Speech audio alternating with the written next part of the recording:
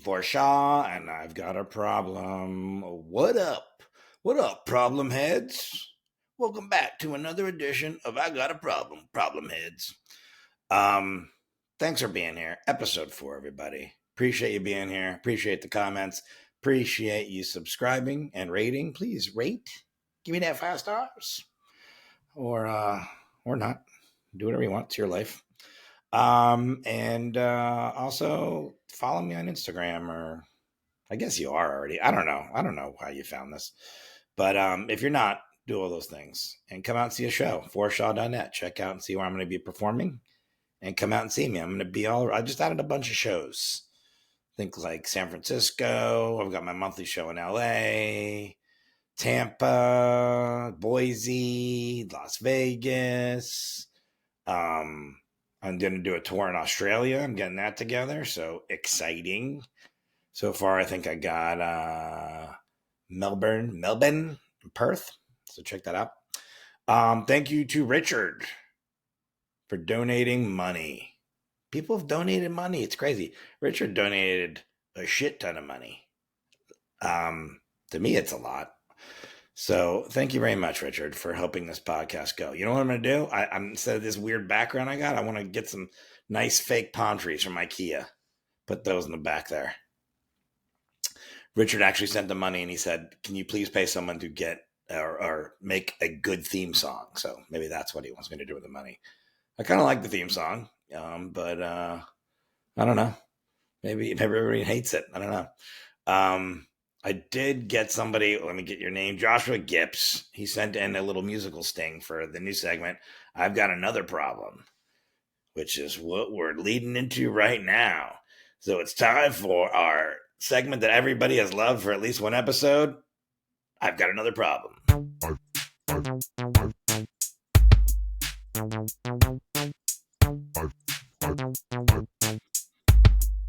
I've got another problem. My pee-pee hurts. No, that's not my problem. I'll tell you what my problem is this week. My other problem. Another problem. By the way, Joshua, thank you for that musical sting. It is kind of in the vein of the theme song. So if you hate the theme song, you're probably going to hate that too. And again, I invite anyone to send me in a theme song or a little musical sting or anything you want to send in. Some artwork. Maybe you can do some fan artwork of me gambling. So stupid. All right, my problem this week is, and this is maybe, I don't know if this is in other countries, but in America is when you need air in your tires, you got to pay to get air in your tires. That happened to me this week. I was low in air in one tire, and I want to say it was like 4 PSI, but the little light came on. It's like, you need to put air in your tire. I have low profile tires, so I needed to put air in them. And I go to this Shell gas station. I spend, I don't know, $70 on gas. It's California, a lot of money. And then I pulled into the thing, and it said $2 to put. I literally was going to use it for 2 seconds. And I went in and I just said, hey, is there any way? And I know there's a way. I know they have a little kill switch in there. They could flip it and just turn the thing on. Or can you just turn? I just need like 4 PSI on one tire. It's $2. This guy told me. You need change? I go, I just spent like $70. $2. So he kept saying it, which there's 2 problems here for me. One, you're making me pay for air, which is stupid. I'm old, so maybe if you're younger, you're not going to remember this. They used to just have free air and water at gas stations on the side because, hey, let's be civil here. You're spending money here already. And even if you're not, you'll come back and spend money here if we give you free air and water. So that should be existing already. Also, don't talk to me like an asshole. Like I just told you I spent $70 at the pump. I'm probably going to get like a Coke Zero or some Doritos or some fatty thing that I like in there. Like, I'm spending money here. You don't have to be, I hate that when people are just like answering you with just a 1-word answer and being dickheads. So I went back out. I went to go see if I had enough change. Furious. I'm like, $2, whatever. And I went back in, and there was a different person. I needed change. I went back in, it was a different person at the counter. I said, hey, I'm at the air machine. And they go, "Oh, I'll turn it on for you." Totally different person. Like I didn't even say I need to change it. And I go back out and she goes, "Just press the button." So I just press the button. It goes, brrr, goes on for free. Filled my tires. Was in a different headspace after that. It was great. And yeah, free air. I know it's not a huge problem, but that was my problem this week. Or it was just the other day. Anyways, let's get the podcast started. My guest today is Dean McDermott. I met him a couple years back when I was doing shows in Hawaii on the beach at the White Lotus. The Four Seasons in Maui. Baller. I was not staying there. I was just using the beach and walking around and looking at at like this is where they filmed the White Lotus. So I was just there as a guest. But let's get into it and hope you guys enjoy it. Thanks. Hello, everybody. How's it going? I'm here with Dean McDermott. He's an actor, an alcohol and drug counselor, and you can find him on Instagram at I'm Dean McDermott. And he just finished shooting a movie, or it's out now, called Polar Opposites. That's on the Hallmark Channel. Thanks for being here, Dean. Thanks for having me, Forrest. I appreciate it. What's your problem? What's my problem? You got 2 hours? I do. What's my problem? My problem is me. My problem is me. I'm an alcoholic and an addict, and I've been getting in my way for about 41 years. With this addiction, and I burned down a lot of relationships. I burned down careers, ruined relationships. So yeah, the problem is me. And through recovery and the 12-step program, I'm learning to deal with me. You know, I've put the drugs and alcohol down, but I'm left with this, and this is my biggest problem, is between my ears. So that's what a lot of recovery is about, right? Is emotional regulation, looking at our past, our traumas, and our grief, and figuring out why we do the things we do. And I'm doing that now at 58 years old. I'm a little slow to the game.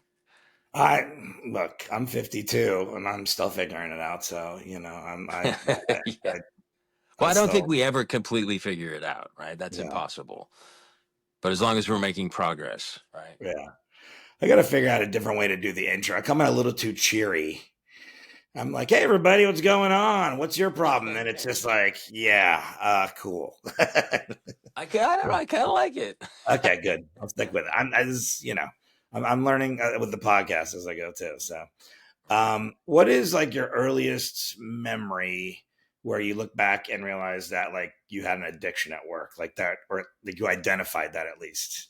Maybe you didn't know you had an issue or something, but then something kind of jogged you into that. Yeah. I think I was probably late 20s, and I really had a real run with cocaine. And it started off fun enough, and then it turned into like every weekend, and then it turned into like 24-hour runs, 36-hour runs. And I knew it was a problem, and this is going to be really, really gross, but I want to share this because this is where addiction will take you. My sinuses were so full of cocaine that when I snorted it, it didn't go anywhere. Right. So I was like, okay, I'm not getting the effects of it. So like, I've got all this coke up my nose. So I blew my nose, and I probably had like $100 in the Kleenex, and I licked it and ate it because it was a waste. It was a waste of coke. So that's when I was like, okay, yeah, this is a problem. This is a problem when you're snorting so much of it that you're eating your own snot and then eating it right out of the baggie. There's a problem. Wow. Yeah. So, but that wasn't like, was that like the moment where you were like, "Man, I need to get sober"? You were just like, "Oh, I got a problem, but we'll keep going." So, yeah. It gave me an idea that there was a problem, and that's the difference between an addict and the addict thinking and a normal person, right? Like I was like, okay, this is not right, but I'll continue to do it. Yeah. And then it really started to ruin relationships. I never ever used on set, never. And but it started my life started to unravel. It started to unravel, and that's when I knew I had a problem. When I started ruining friendships and relationships, and affecting my family, my son, my daughters. Yeah. That's when it really became crystal clear that I had a problem. But I would still continue to use. Yeah. Yeah. And so gambling is my addiction that Mm. ruined my life and or affected my life negatively for many, many, many years. Let's just say that. Because my life's not ruined. I would say I still everything's salvageable, but the I I this time of year always I harken. That's why I asked this, was because the NCAA tournament's about to start. I love sports. I still Oh, love sports, right. and the basketball tournament's about to start, and it's like it's a gambling, sports bettor's dream Mm. because you start on Thursday and there's whatever it is, 8 or 16. I forget how many games are 8 or 16 maybe, and they're going simultaneously, and it's just there's lots of action, and that's there's all Mm. this action that's going on, high stakes action, and there was this. It's a similar kind of scenario. I mean, I won all of this money on this first weekend years ago. I was saying, I was probably 28 years old, and I won double what I earned in a year with my job in Wow. 4 days. Yeah. And so a normal person would probably, number one, not bet that much money. Let's start with that. But Right, like right, right. they wouldn't bet above their means, but also would be like, holy cow, I can get like a new car and pay off all my debts, whatever. And I was like, no, that's just fuel. That's the cocaine. That's the Yeah. vodka for whatever. So Yeah. Well, it's the money. you're getting that And dopamine hit from watching the game itself and all the highlights, yeah, right? And then when you win, you get an even bigger dopamine hit, exactly. And, right? and So, and I got more money now. So like instead of betting X amount, I'm gonna bet 5 times that on the next game. So now I'm yeah, like, yeah. what? And by the end of the next weekend, because the tournament goes was it 4 weeks or 3 weeks? 3 weeks, 3 weekends in a row. By the end of the next weekend, I was down almost the same amount. Yeah. So to a bookie Yeah. that I did not know that was a dangerous person. So yeah, So that was like the again, first right? moment where I was like, oh, I might have a problem here. So Yeah, yeah.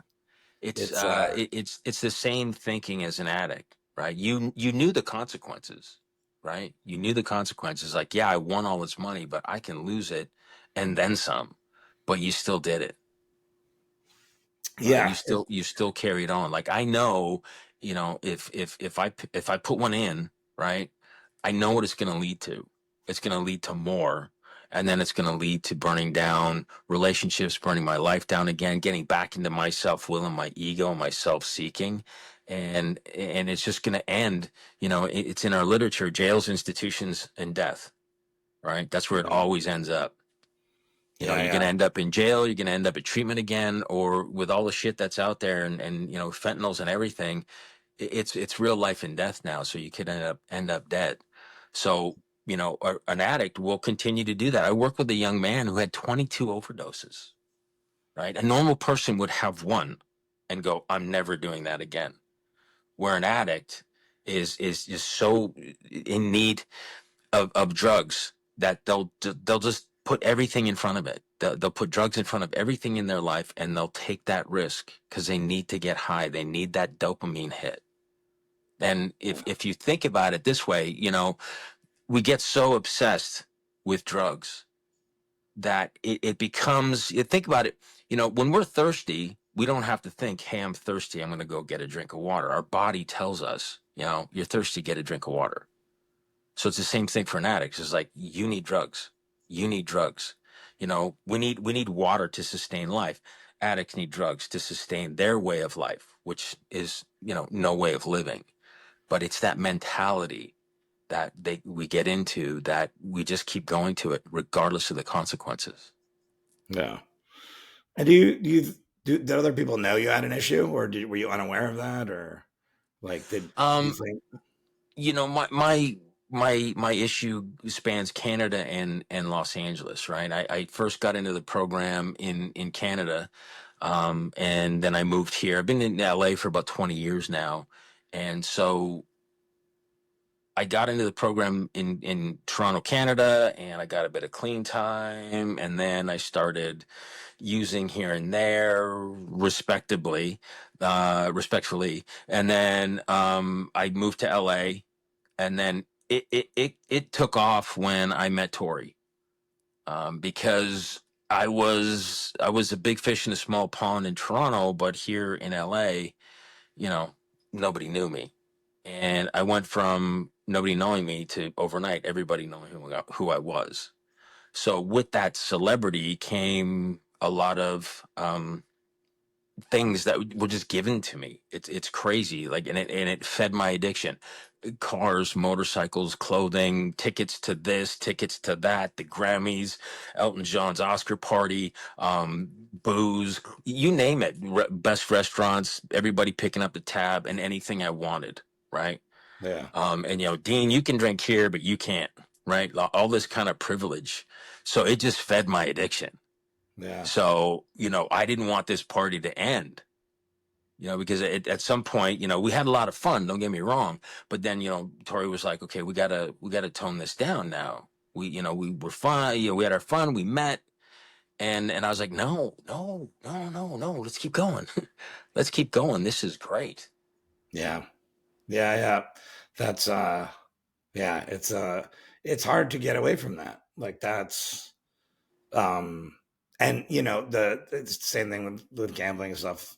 There's times when I had like bags full of money that wasn't for anything else but to Right. gamble with. And I would go gamble places, and it's the same thing. They'd open all the Yep. doors for you. Yep. What do you Yep. want? You want the best Roll out the room red here? You want carpet. this, the Yeah. food? And so I remember like there was a time when, because I've gone in and out of being clean from gambling. And so there was a long stretch. The longest stretch was before I moved to LA. And then when I moved to LA, I went off the rails again because I was in a program in Florida where I was from, and I took my time getting into one here, and put down all the roadblocks I had, and was made myself less accountable. So there I was out at a casino, or I was gambling on something.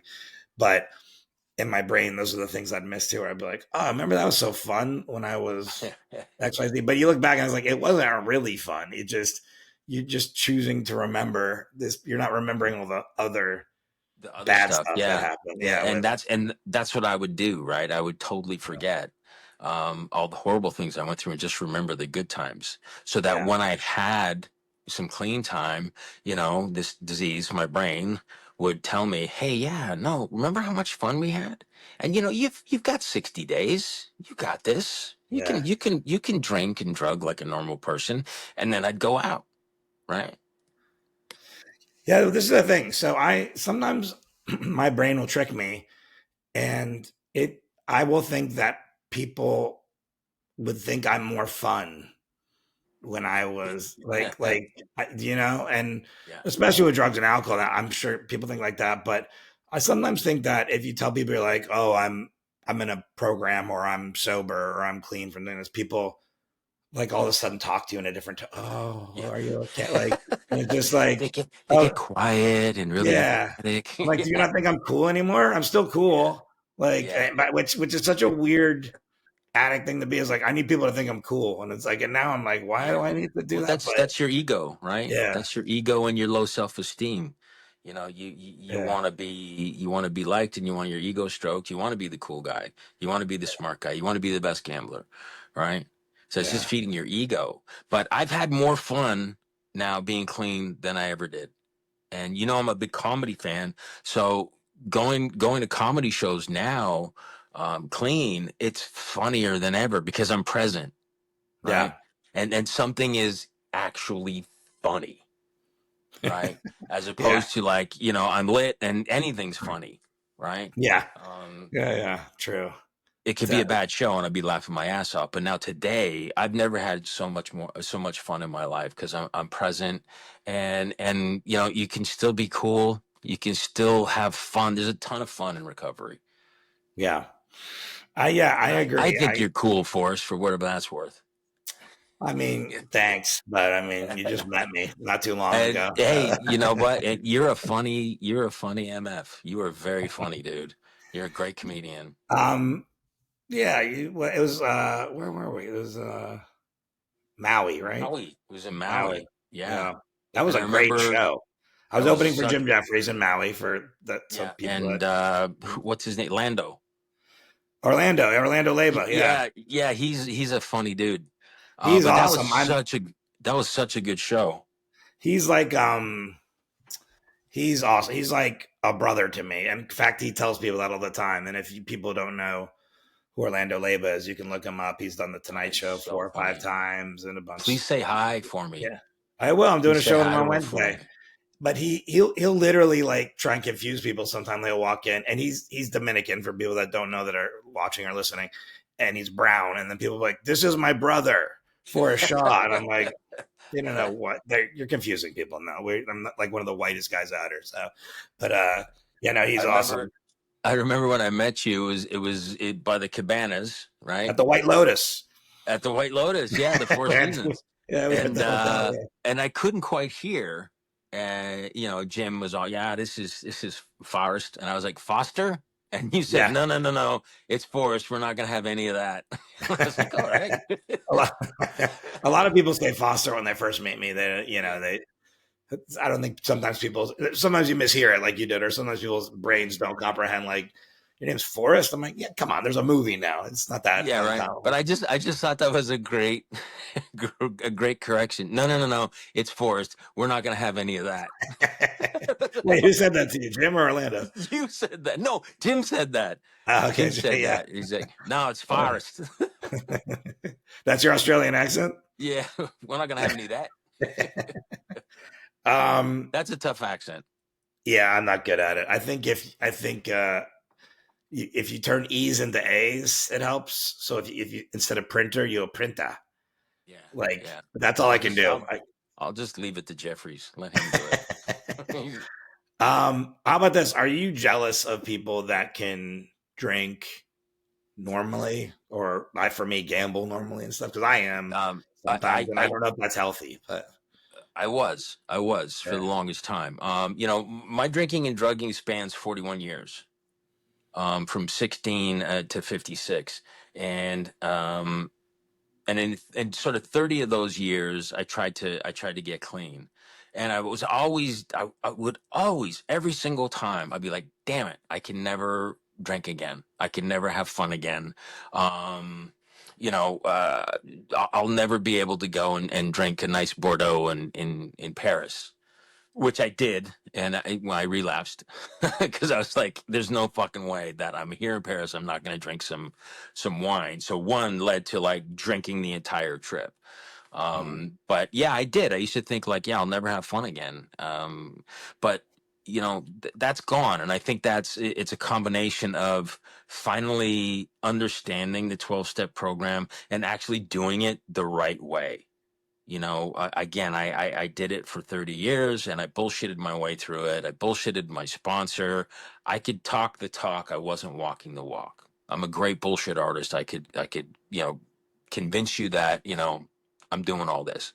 yeah, But at age 56, I found myself back in treatment and I'd burned everything down again. And I was like, okay, this is a bad look. I don't know what I'm doing, yeah, you know.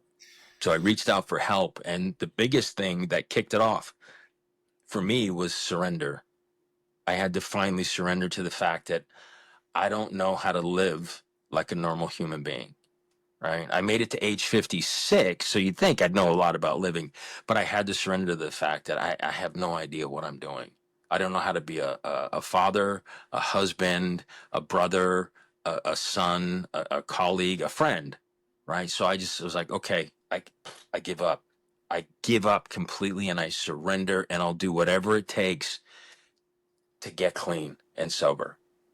And so that's what I did. That's what worked for me. That's what got me into um, being open minded, being honest with myself for the first time and others, and then willing to take action on things that I became open minded to, like doing the steps again, grief therapy, trauma therapy, sound baths, yoga, breathworks. Breathworks changed my life. I was like, how the fuck is Breathworks going to keep me What's clean? Breathworks? I'm not. Breathworks I is think I know what is it a is, but I don't. it's what I was taught was a pranayama breathworks, which is a breathing pattern. Prana is uh, life force, and yama is control. So you're controlling your breath, right? Mm.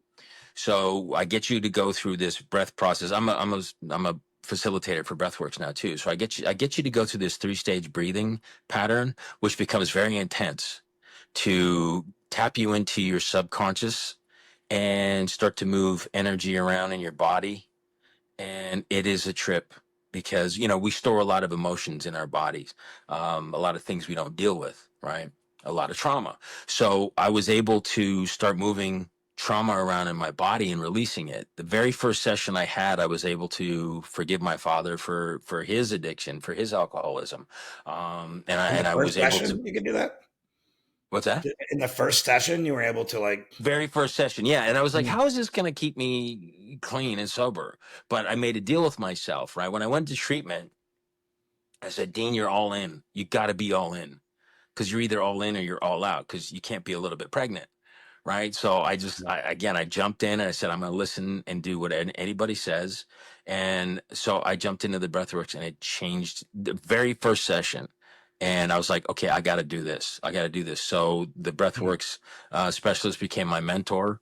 And I started facilitating breath groups at residential detoxes and outpatient programs. And then it just turned into being a facilitator as well. So I do both.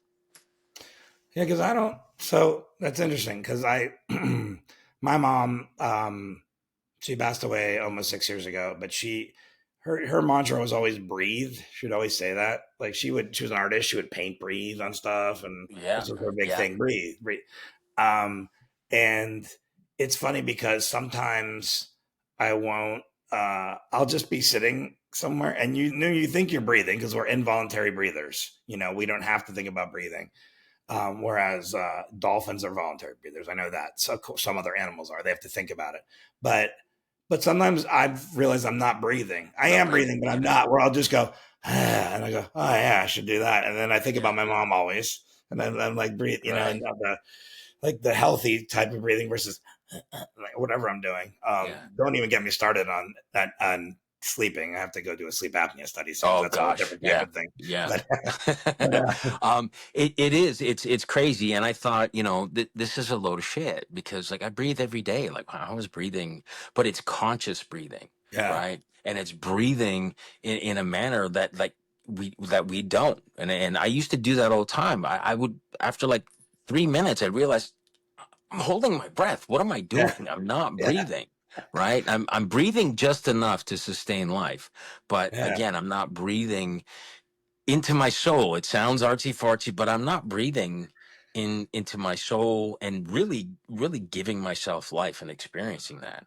Yeah, And I it's will. amazing how we can change our feelings just through breathing. It's very powerful.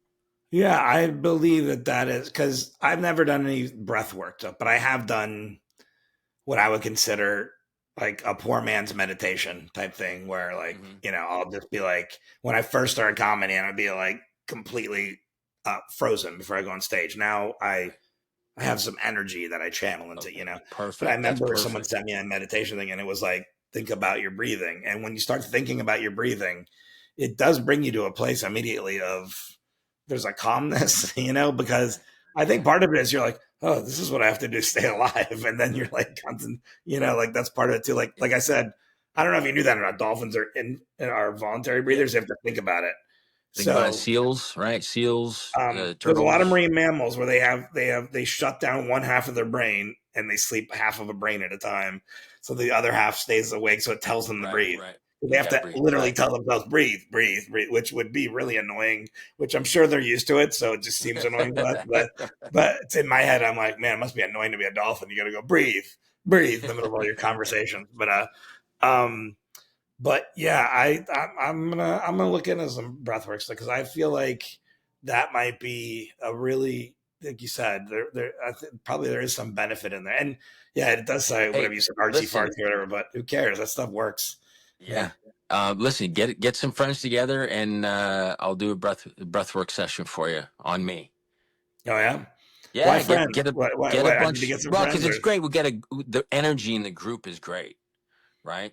you got to You get know a that good. a lot of my Or friends are comedians. It's going to be we hard can to do. convince Oh, these guys. that's true. Okay, so we'll do one solo. We'll do one solo. You get a group of comedians together doing breath work, there's going to be a lot of like a lot of here's a joke, here's another joke. You're trying to like Yeah. meditate, somebody Yeah. farts, like whatever. I never thought of that. Okay, so we'll go solo.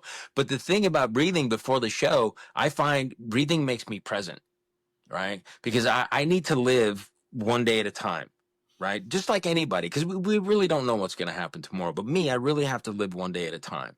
Yeah, So if I'm breathing and it makes me present, it puts me in the moment and it takes me out of future tripping.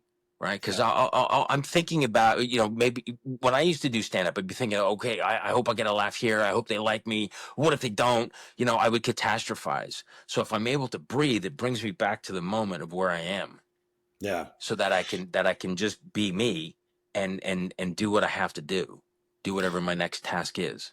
yeah. And for not to sound like, hey, you don't know this if you haven't done takes things one day at a time type of program. But when you're really working a program and you are really taking one day at a time, things one day at a time, Yeah. you there is a real calmness that goes over. And I've there's been times when I've been clean from gambling for a long stretch of time, like let's say 5 years, but there'll be stretches where I don't feel great because I'm still not working it properly. Where that one day at a time thing is that's why dogs are dogs and dogs are awesome, is because they live in that Right. moment. They literally live one day at a time, and we're like they're the most amazing creatures. Like yeah, and that's why they're they're just absorbing what they see and they're reacting to that and dealing with that, and Yeah, and um, and they're happy. yeah, They love what they see in front of them. Right. yeah, yeah. So that's okay. I'm down. I'll talk to you about some breath work, All right, but man. It'd be my um, pleasure. addiction as a disease. Sometimes, let's just talk about this a little bit. I sometimes you say that like I'm an addict, but it's a disease. You have to look at it as a disease, Mhm. and people either don't don't really go with that, or sometimes people get mad and they'll Yeah. be like, "It's not a disease. You're telling me it's the same thing as cancer, this and that." I'm like, well, what do you? How do you explain that to people, or what do you? Well, yeah, I do get that a lot. I get a lot of addicts who refuse to believe it's a disease, but Yeah, I do get that reaction too. Like, cancer is a disease, diabetes is a disease, and biologically, we're just wired different. Our reward and dopamine system is different. They've been doing a lot of animal testing, and then MRIs of a normal person and an addict, and the MRIs are drastically different. But I like to kind of simplify it. If you had a friend who was eating Krispy Kremes and Pop Tarts every day, 4 times a day, and just ballooned up and became diabetic, and was pushing everybody away, all the relationships, everybody was trying to help him, he pushed them away, so his kids weren't talking to him, his wife wasn't talking to him, and he continued to eat Krispy Kremes and Pop Tarts, you'd be like, okay, there's something going on mentally with him, he needs help, let's get him a therapist, right? yeah, There's something wrong with them. So, because I'm doing drugs and alcohol, it's looked on as, that's your behavior. That's you doing. You're the one who's putting this stuff into your body, but it's a mental disorder. It's in my brain. Like I said, I can put the drugs and alcohol down, but the way my brain is wired, yeah, that's what I need. I'll use it in the same way. Like I use the analogy of being thirsty and just automatically when you're thirsty, you go get a drink of water. You don't think about it. We get to a point where that's what we do. We just yeah, go towards drugs. And it's so much deeper than that. Like it's, my, it, for me and a lot of addicts, it comes from trauma. Trauma begets fear. Fear triggers fight, flight, or freeze. And that's how a lot of us go through our teenage years and our adult years, living in fear and not being able to cope with reality, with life on life's terms. right? We don't want to adult. We don't want to do the hard stuff. We just want to feel good, right? Because of the traumas of my past have put me in this uncomfortable feeling. Yeah. And as an addict, you just want to feel good all the time. And we're very immature. We're highly sensitive people. And, I just don't want to deal with life. It's hard. I don't want the hard. I want the easy. So I'll get loaded. So I need to learn coping skills and coping mechanisms and emotional regulation. I need to do trauma work to find out where this comes from, right? My addiction was ignited at 16, right? I believe it's nature, not nurture. My dad was an alcoholic. If the chances of you being afflicted with addiction go up 60% if it's in your family. Yeah. So I believe I was born with it, right? My two middle sisters didn't get it, right? But I did, right? So it got triggered at 16.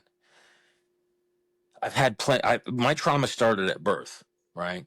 And it continued through, my teens and my adulthood. In my teens, my mom died sitting next to me 3 days before my 16th birthday of a pulmonary embolism. And it was just my mom and I, right? So the center of my universe dropped out. So I didn't know how to cope. I didn't know how to cope. So when I put that first drink in, all my hurt, all my fear of being judged, my fear of never being loved again, my fear of being hurt, my fear of failure, all went away. That feeling of living in fight, flight, or freeze, that uncomfortability, all went away. So I was like, oh, this is great, the magic elixir. So I started blackout drinking at 16, and it led to hallucinogenics and cocaine, and then opioids. So that was my coping mechanism for 41 years. Whenever I had a problem, I'd push it away and I'd go and get loaded because I wasn't mentally fit to deal with things. I wasn't mentally fit to deal with my emotions. I needed help mentally. Yeah. But I kept putting drugs and alcohol on top of my problems, which just made them worse, because I'd cop a bunch of feelings and I'd get loaded. And then when I came down, I'd still have those problems that I tried to get away from, but now I have shame and guilt on top of that. So my problems became worse. So I would just get loaded again to get out of those feelings, or, I didn't want to be dope sick. So I'd have to, use again. And then I get into this cycle of addiction where I'm just getting loaded not to feel sick and just get through my shitty day. Yeah. Right. Yeah. So That's, there's a couple of things I was thinking about in there.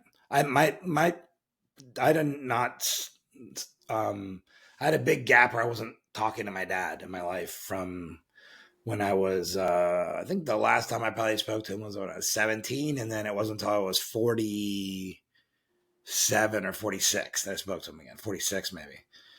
And it wasn't until when I spoke to him again at 46, I found out he had a gambling issue.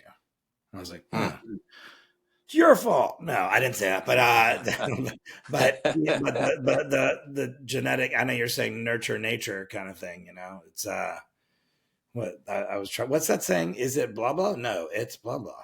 nature or nurture? No, that's like, No. is it something? No, it's natural. I forget what that saying was. It's like some old advertising campaign. Oh, was it? I can't remember. It doesn't matter. It's not. I can't believe it's not about it. but the going back to the disease thing, like, yeah, that's okay. I believe it.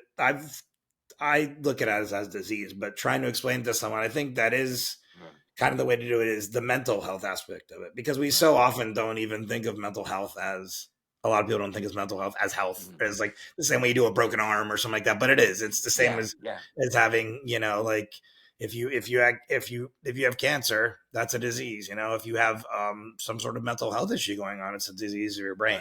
So right. But I do you think see that's a how good way to look at it. Yeah. Do you see how we're more willing to get someone, with the Krispy Kreme Pop-Tart problem help versus an addict or an alcoholic, right? Well, there's like a physical thing there too. You can, it's like, but because there's a stigma attached to it, right? Yeah. Why don't you just quit? Yeah. right? It's a fun one. You're in control of this. You're doing this. You're the one putting the drink in your mouth. You're the one taking the pills. Like, so it's just like you're a weak character. You have no control, Yeah. right? But it's just like it's here because I can act the exact same way clean as I can loaded because Yeah. I'm left with this, right? So, you've heard of people being dry drunks or dry druggies, Sure. right? So you put everything down, but you're miserable because you're Yeah. still repeating the same behaviors, but without the drugs and alcohol. So life becomes worse. I was a asshole, clean and sober, until I learned to live by the 12-step program and the spiritual principles that it teaches Yeah. and the coping mechanisms. And it's just, it changed my life. And I'm probably going to get in shit for this because I'm talking about it at the level of press, radio, and film, but I don't care. I want to spread the message. It changed my life. I fucked around with it for 30 years trying to do it my way. But once, I came into treatment at 56, I was like, okay, let's do this for real. And it changed my life. I wish they would teach it in school, Forrest. Not just for Yeah. kids with alcohol and drug problems, but to learn coping skills. It's a Um, really great program. I wouldn't So worry it about getting helped in me. trouble, by the way. There's only 12 people listening to this podcast, so you're good. Well, 15, I told a couple of friends. Yeah. Okay.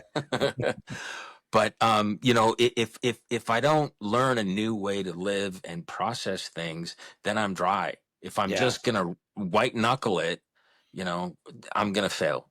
I'm gonna fail. Yeah, it I is. need It to. is kind of. It is true what you said. Like, I mean, teaching kids, like life's. There's school is great, and you got to learn. You got to learn how to read. You got to learn how to do math, all that stuff. You got to learn about history, science, etc.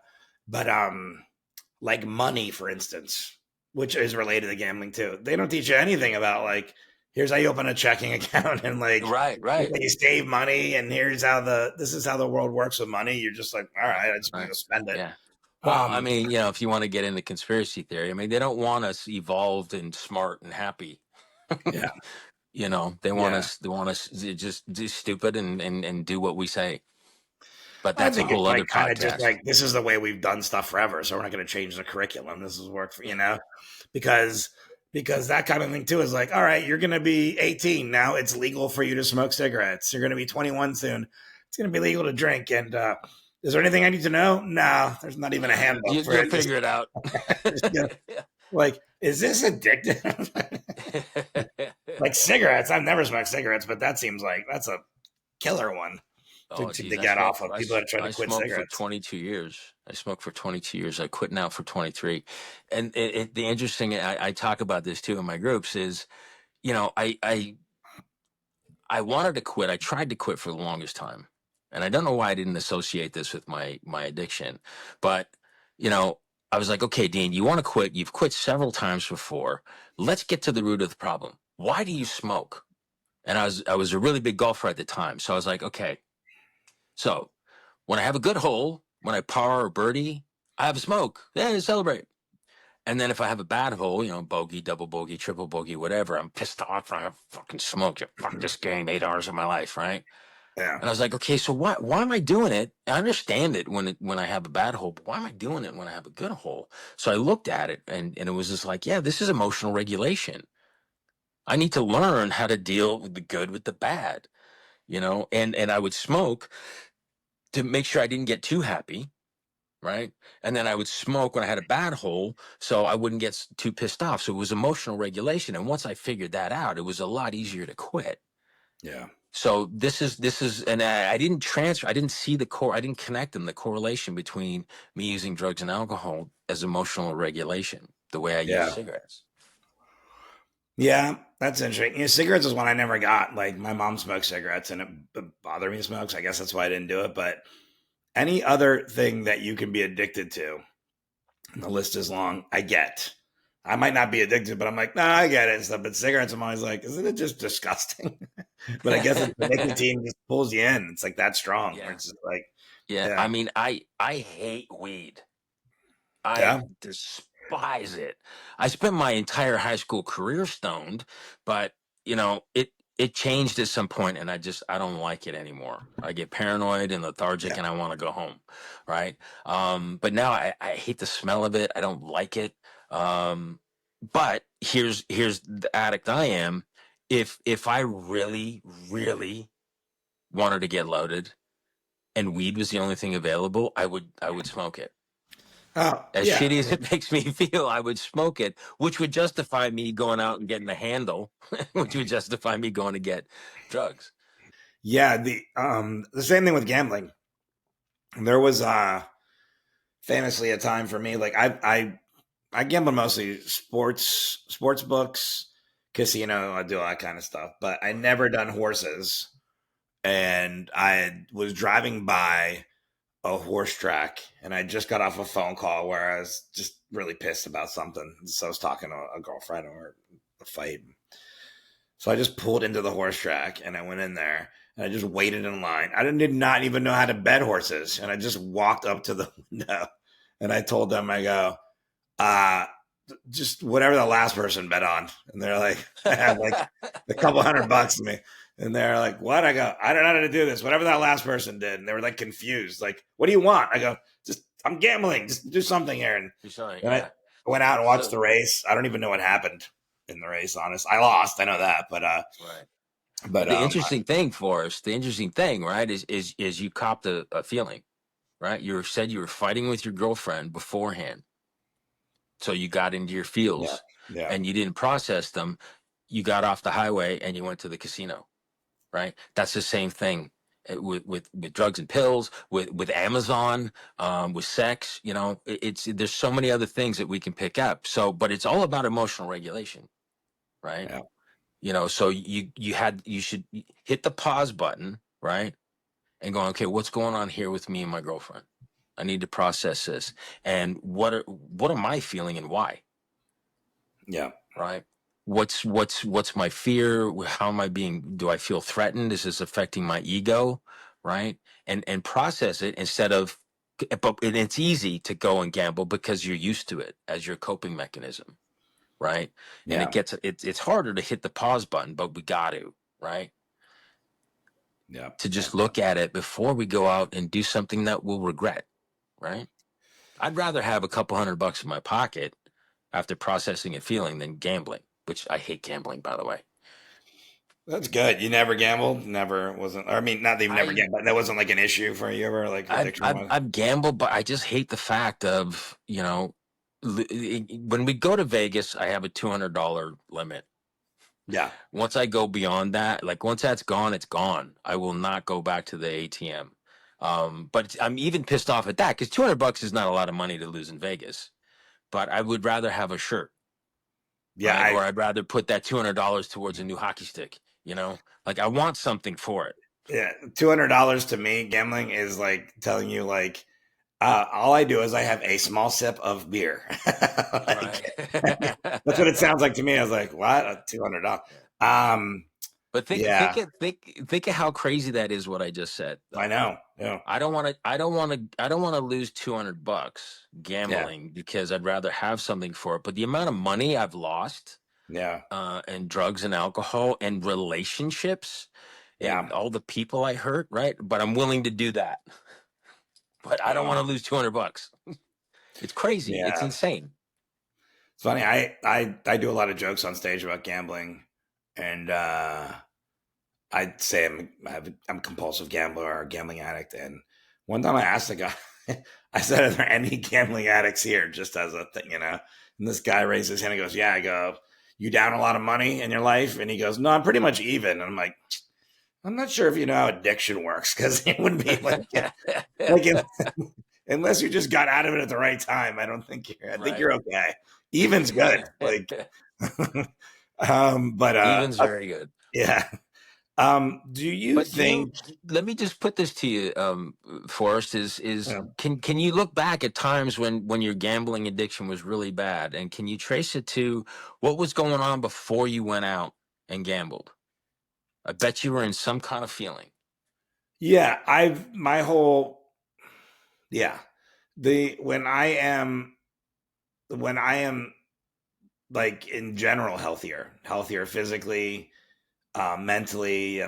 Not just maybe in a program, but I'm going to therapy, taking care of myself, things like that. Like Right. that's I'm in a better place emotionally in general is when I'm at my best, and Yeah. so the the gambling thing for me would be, yeah, there would be something, there could be a trigger, but then the trigger could just be the gambling thing after that, where it's like, okay, well, I went out and I lost all this money, and also doing that, I've also messed up a relationship I had because I don't have money now to do something I said I was going to do with, like, let's say a girlfriend, or Right. I took money from my mom that was her money for something else that I've done, and now she found that out, and so I've affected that relationship.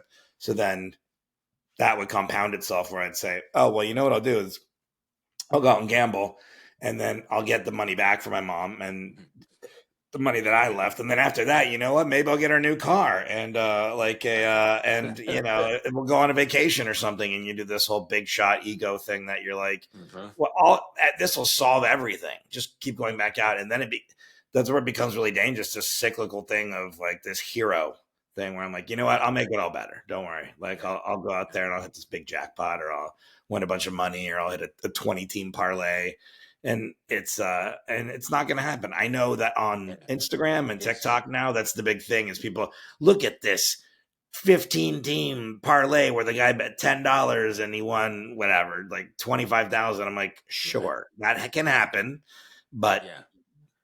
uh, But let's see it's all the so hard to do losses. that. It's Let's impossible to see all do the that. losses. Yeah, Yeah. yeah, that's not the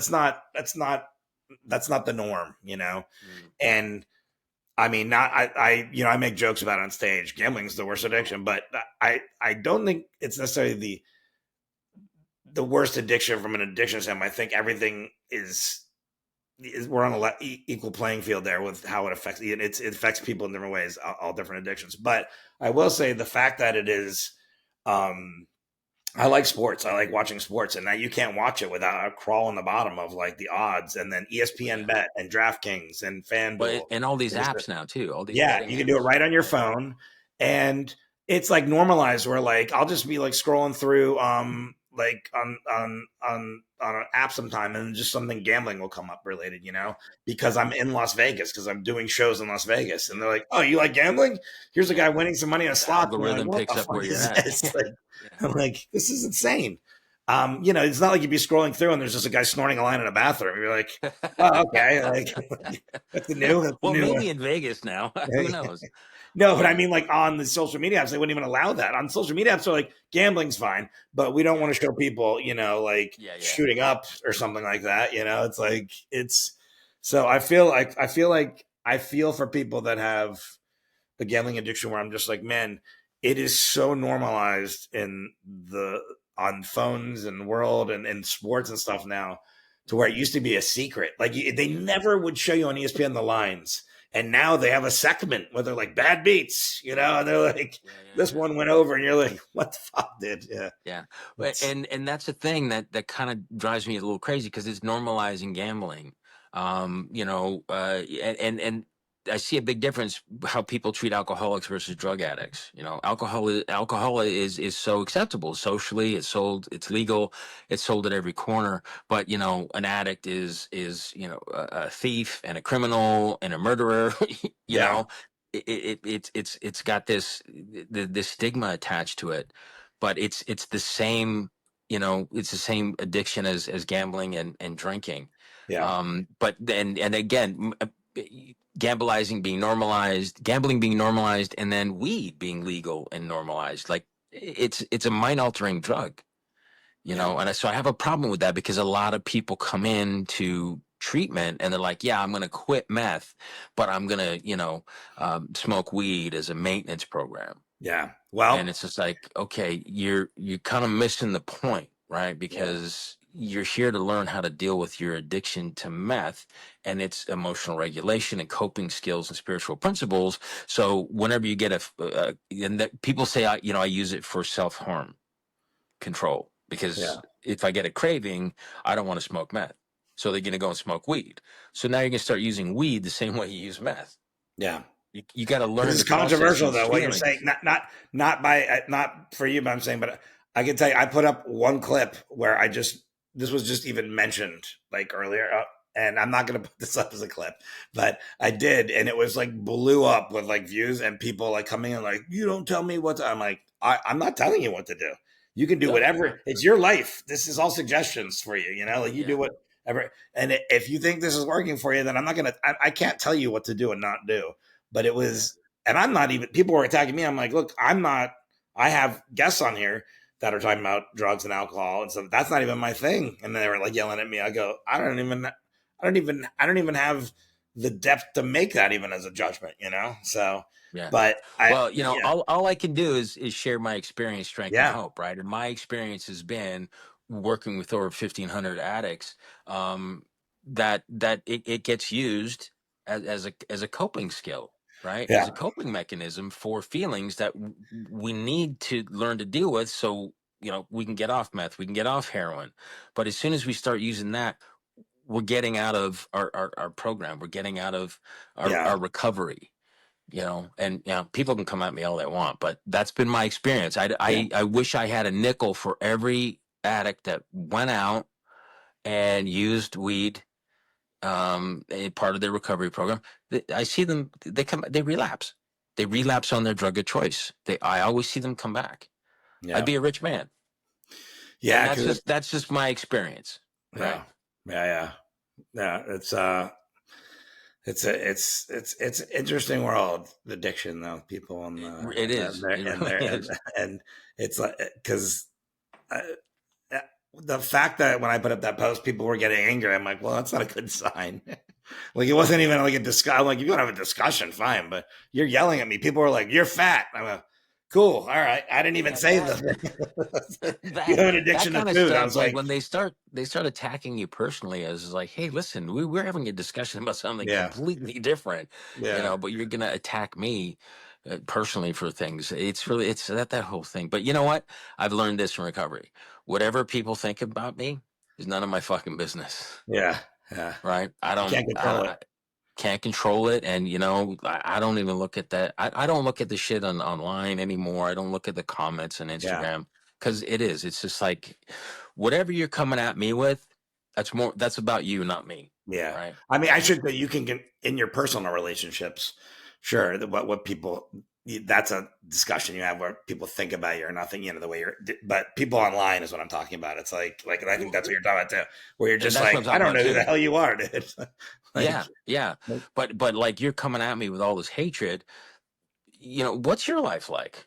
yeah, Why are you why This is about you, not me. I'm happy, but you're coming at me, saying all these nasty things about me, and it's like, whoa.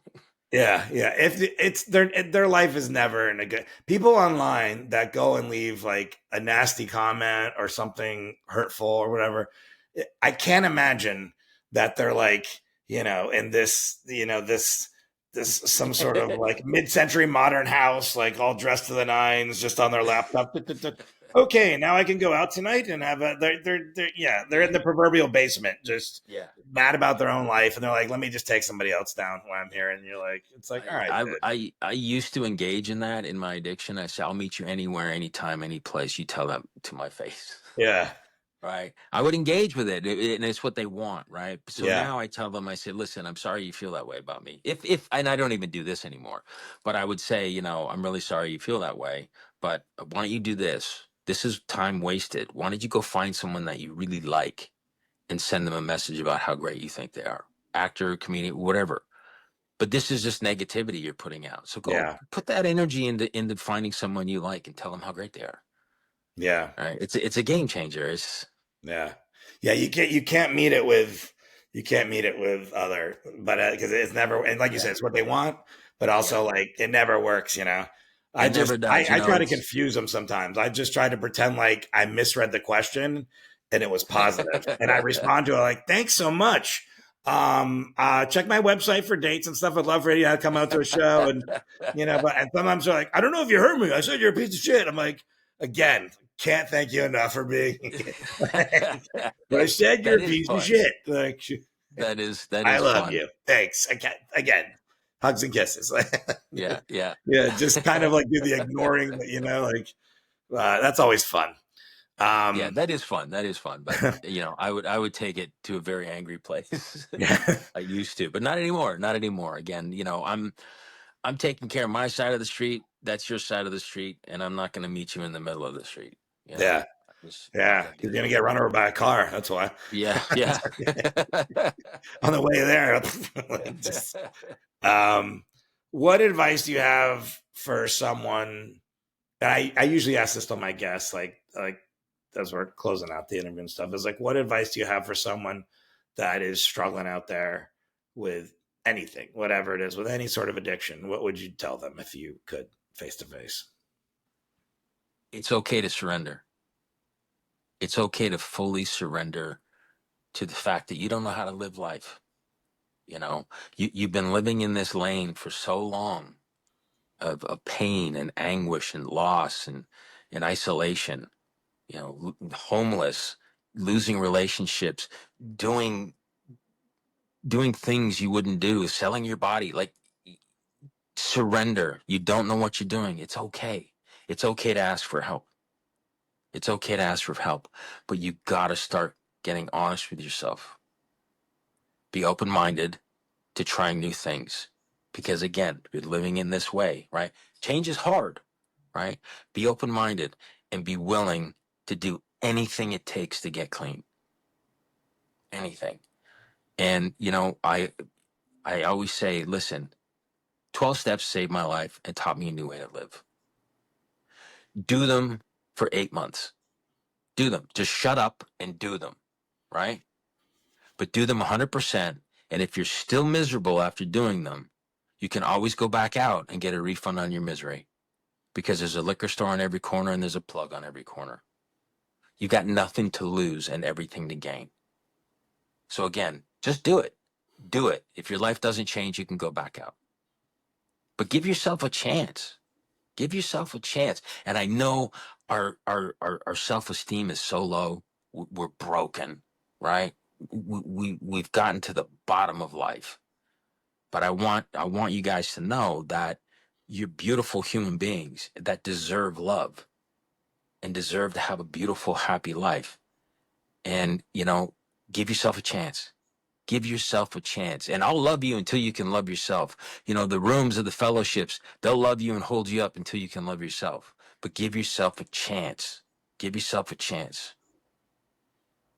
All right. Awesome. Thanks, Dean. Thanks for being on the podcast. My Really pleasure, man. My appreciate you pleasure. being here. Like I said before, if you want to follow Dean on Instagram, it's I'm Dean McDermott. And And check don't out yell his at me movie. about the weed stuff. What's that? Don't yell at me about the weed stuff. I'm not putting that as a You, clip. Don't worry about it. you I'm can not you putting. can you can you can yell at me about the weed stuff. I don't care. I'm not. Trust me. I've Um, already learned my lesson with that as a clip. I'm like, sorry, I didn't. I wasn't. The joke I made, I was making a joke too, where no one never says that about crack. They're never like, I'm sober except I smoke crack. That was a joke I made, and it was like, and people were like, I was like, and literally my guest was like, hey, whatever works for you. So we were even throwing that caveat out there, like, hey, look, do your thing, learn on your own. Learn on your own, and you'll see if it works for you for the rest of your life, awesome. And if it doesn't, then you'll figure that out. You'll reassess and yeah, go back to So yeah. yeah. But it's funny. If Um, I squint my eyes, it looks like you're in a grow field. It looks well, like because your background. I have a really bad background here. I'm gonna I got to go to IKEA and get a few of those fake plants to put up. But for now, I'm just like, I think it's like a Yeah, bike path. Yeah, I there you need a go. better one. This is my blue background for auditions. Maybe not so good for podcasts. It's not So bad. it's kind of look like a floating head. Not bad. Mine's just this is what it worked last week. So I'm like, I'm gonna do this till I can Yeah, get no, the I IKEA. like it. I like it. Plus, my I name's like it. Forrest. So it's got the Right, whole. it works. But Yeah. is that like something you choose on the app, or you actually have that background? You know what? Let me stop recording here. So that was very interesting. I really enjoyed talking to Dean. Um, Man, I'm only 4 episodes in, and I really like doing this podcast because it really makes me think about stuff, you know. And I think about addiction a lot because I'm an addict. and I think about the emotional components of it and all the damage I've done and stuff like that. But it's just really cool to talk to other people because everyone's going to have a different perspective or say something and it's just going to jog something loose in there. And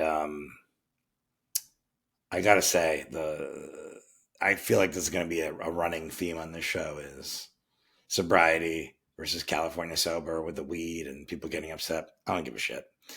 Bring it on. And I also don't give a shit what you do. I don't care.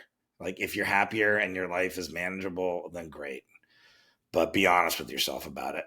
You know, I think we talked about it on this. If you are smoking 3 blunts a day and you're like, yeah, but I'm not doing heroin, it's still better than doing heroin. I don't think anyone would argue that. But you probably need to look into whatever's going on in your life still, you know, probably. But again, don't want to be judgmental. Some people can deal with that, or some people have the jobs where they're allowed to do that or whatever. But you be you, do your thing, just get happier. I'm gonna get into this breath work thing. I'll let you know how it goes. Really into listening to myself breathe. Is this good? Is this as bad as eating on a microphone? I thought that was really interesting. Because just try doing that on your own. If this is my homework for everybody out there. At some point, just sit on the edge of your bed or a chair, somewhere comfortable, and put both of your hands palm down on your legs and just relax and close your eyes and breathe in and out and just think about your breath. I don't know anything about breath work, by the way. I just like some sort of meditation thing I like to do sometimes. Just think about your breath. And if you don't feel calm after that, then I don't know what to tell you. Pretty interesting. It does kind of freak you out a little bit too, because you're like, man, if I stop breathing, I die. I don't know. It might give you some anxiety. Don't think about that. Just concentrate on your breath. Terrible at this. I'm not for hire. Stop honking. Somebody's honking out there. I got another problem. Fuck you and the honking. Thanks for being here, everybody. If you're hurting, you need help, reach out to somebody. Reach out to a program. Reach out to a phone number. Reach out to anybody and ask for help. Reach out to me. I'm on Instagram. I'm on YouTube or whatever. You can always reach out to me. I'll be happy to try and steer you in the right direction if I can't help you. That's it. Get ready for that theme song everybody loves. Waka.